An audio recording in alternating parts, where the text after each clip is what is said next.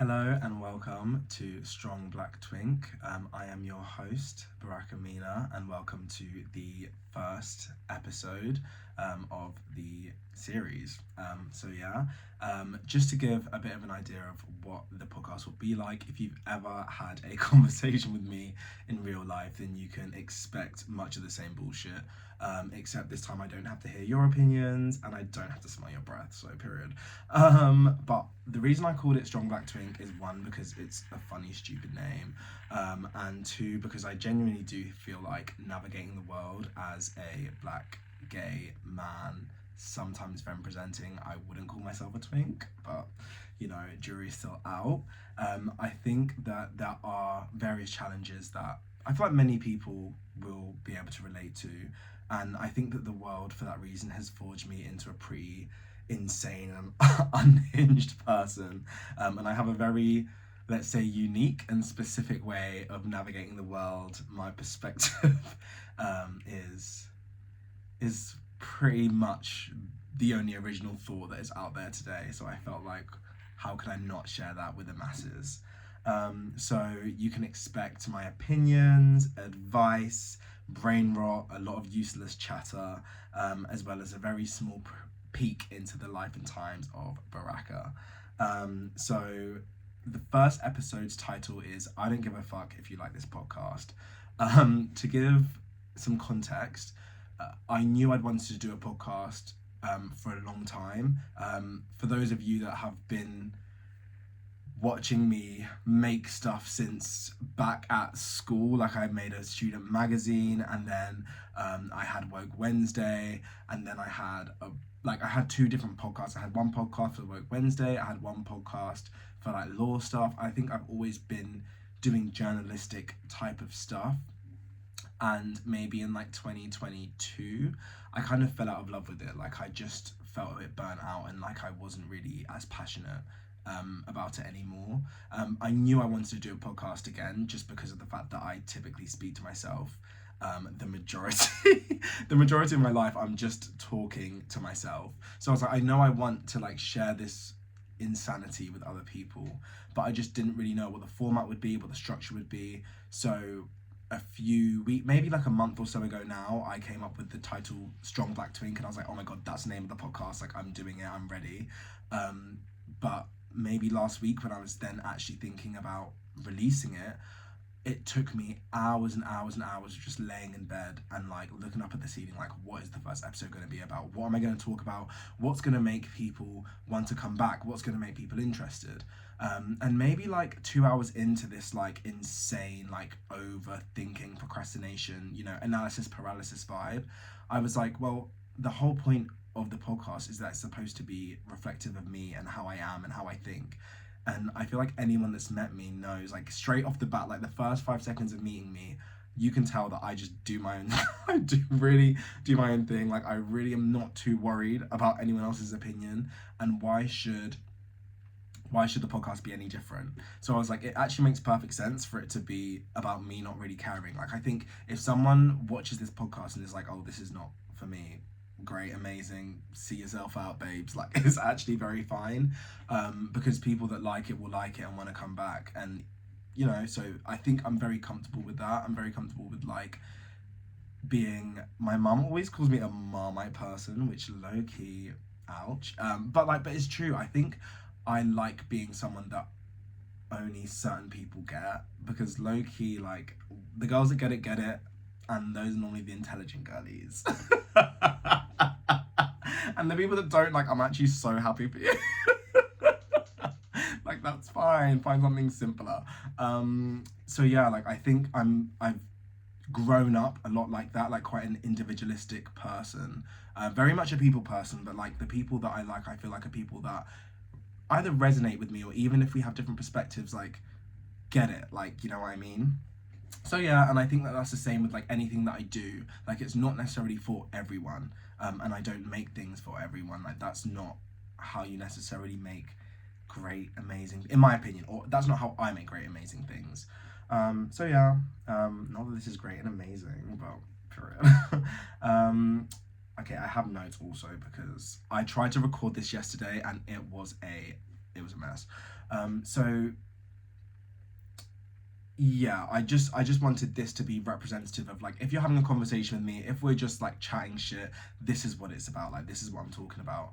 I also think, like, I was explaining what the first episode would be about to a few people, and I think, like, this is normally my way of thinking, like, or my way of communicating, is I normally will say something like, not that it's outrageous, but a bit like, oh wow, you don't give a fuck what I think. But I'm a massive overthinker. Like, I think and analyze and overthink things so much, um, and often, in an attempt to not come across as anxious and like over analytical as I am, I often try and like cover up how I'm feeling or how I'm thinking with a joke, because to me it's an easier delivery. That way I don't have to like let you know, oh my god, I was sitting here thinking for like 3 hours about what I should say in my first episode. It's just easy to be like, oh, I don't give a fuck anymore. Like, I'm done with it. But there is genuine truth behind that, and I think, like, as someone that has enjoyed like writing and like different types of art, creating this, that, the other, I think what's really important is that even though not everything is necessarily niche or like not accessible to other people, it's very fine to understand that it won't resonate with everyone, and maybe sometimes hoping to appeal to like a large audience base is what like holds you back from being authentic. And that's sometimes how I feel, of like, oh, I would love it if, like, it would be amazing if every single human being like saw this title and was like, oh my god, I want to listen. But that's just not the reality of life. Like, some people will see it and be like, okay, thanks for that, and some people will see it and be like, oh my god, like, that's so me, or like, I want to know what that's about. And that's very fine. I feel like you have to feel that same way in like the things that you create, put out in the world, or even how you like navigate the world. I think that's why I've always been quite like a self-assured, not because I think everyone's gonna like me, but because I'm very okay with people not liking me. I don't really see the point of like meeting someone and trying to make a like I do not get the first good impression thing. Like, that's just not for me, because if I have to make a first good impression to you, then I feel like on a day when I have an off day, when I'm tired, when I'm grumpy, or like, not even that, when maybe I am in a good mood but I'm just not resonating with you, then all of a sudden it's going to be a massive problem. I'd rather, like, from the bat, you see me for who I am, what I'm like, how I come across, and you just make a decision. This is my guy, or like, fuck this bitch. Like, and that's very much up to you. But yeah. And yeah, as I said, I did actually try and record this. It wasn't yesterday, sorry, it was Friday. And I watched it back and I was literally horrified. I was like, you didn't make a plan. You didn't know what you were going to talk about. You've been babbling for 10 minutes about nothing in specific. The lighting, as you saw, I looked like I was in an interrogation room. Like, it was like too much. And I was like, it's so ironic that the first episode was supposed to be about, I don't give a fuck what anyone thinks, and I'm sat here over analyzing and like really upset and not happy with how stuff came out.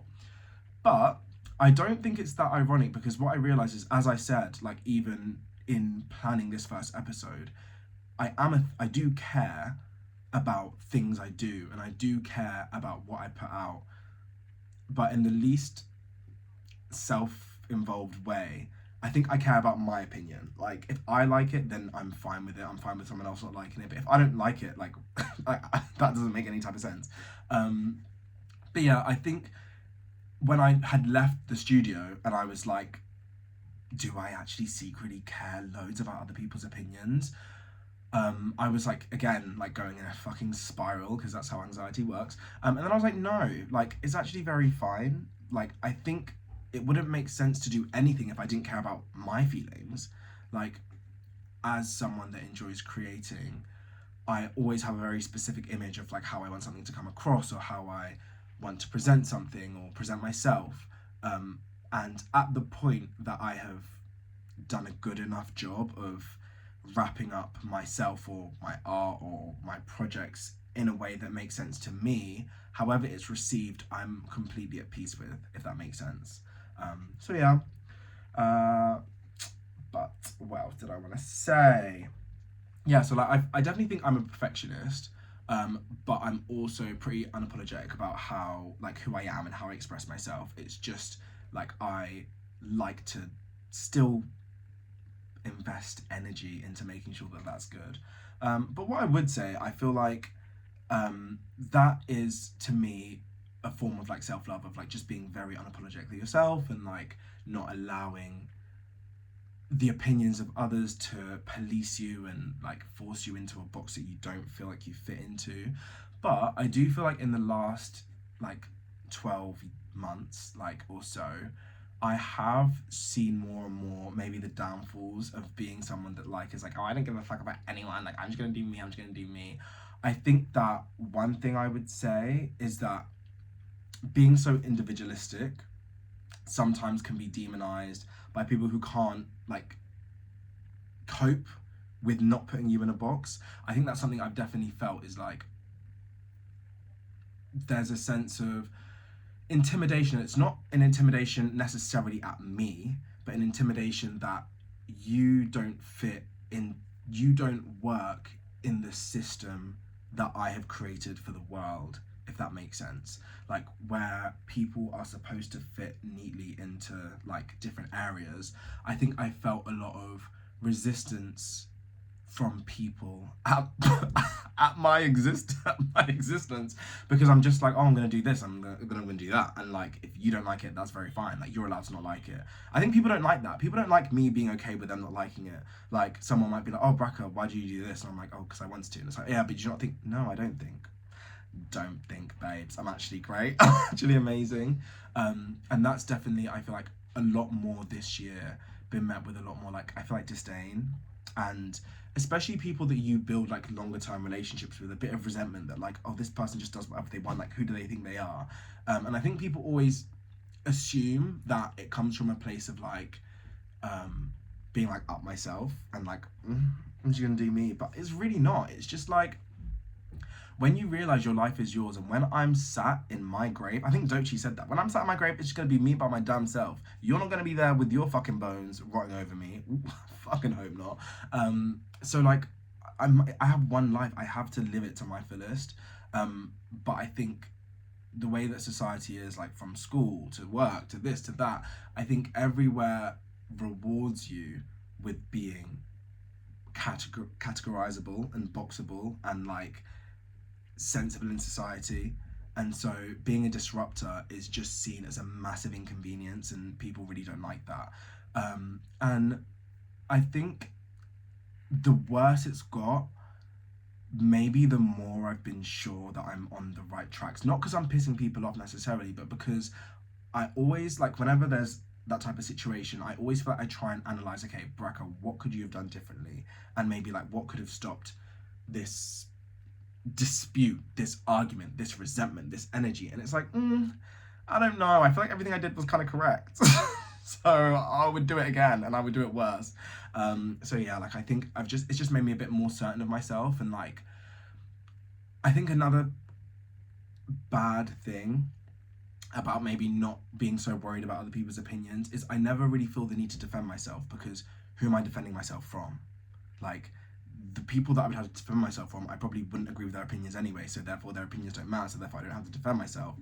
But it kind of creates this cycle where then like, oh, I don't care what anyone thinks, but then this person is like bullying me, but I'll be like, oh, like I don't really mind, that's fine. Like, and I think I've learned definitely a lot this year, like it's important to be a champion for yourself. There's a difference between like deprioritizing someone's opinion and dismissing the effect that someone's views towards you have on your life, if that makes sense. And I kind of hate having to, again, because I like just being in my own bubble, and like I'm being silly with my girly pops and my friends and like being crazy, insane, funny, having to get serious. I hate that, because I'm like, everything should be fun in life. And the only people in my life that don't make stuff fun are people that can't comprehend just doing you. Like, just be you. Don't be TikTok. Don't be like an influencer. Be your damn self. And the only people that make my life hell are people that like can't comprehend that. But I think I've just really taken time to understand that it is important to defend yourself, which is so long and boring and serious, but sometimes has to be done. So girl, get it done. So yeah, like I feel like my advice for that would be, and it's actually like I think me and my mum are very similar in that way. Like I was saying to her, sometimes when you're so used to being like in an individual, there can be the issues of like hyper independence and like I don't need anyone. I'll just do it all by myself. But community is so important. It's important to have people to lean on. It's important to have a circle. It's important to have people to confide in. It's important to feel as though you can express yourself fully. And it's also important to be able to admit to yourself when you're hurt. And when you're a victim. Like, I think I really hate that thought because maybe I have a massive ego, and like even if someone was to chop off my leg, I'd be like, I'll hobble away, babes, like I'm actually fine. But like it's okay to just sit there and be like, yeah, that was shit, that upset me. And I'm trying to get a lot better at maybe advocating for myself in that way by being like, Baraka, that was hurtful, that person wasn't kind to you. So yeah. Right, do I have any more notes for you guys? Yeah, I think that the way that you can live your life not giving a fuck about what anyone thinks is by surrounding yourself with people that love you and celebrate you and support you. That doesn't mean that every single person in your life has to agree with everything you do, but you know that all the energy they get is from a place of true love and like appreciation and like happiness.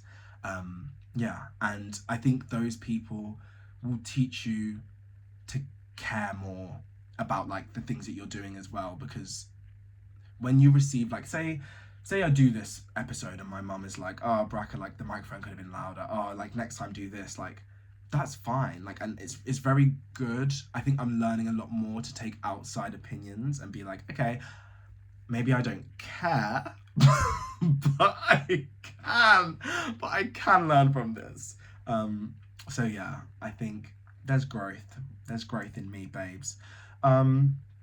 So I think just to give a bit of a sneak peek as to the next couple of episodes, I think for the next 2 or 3 episodes, I'm gonna do some more solo stuff, you know, just me shooting shit, talking, being crazy, being insane.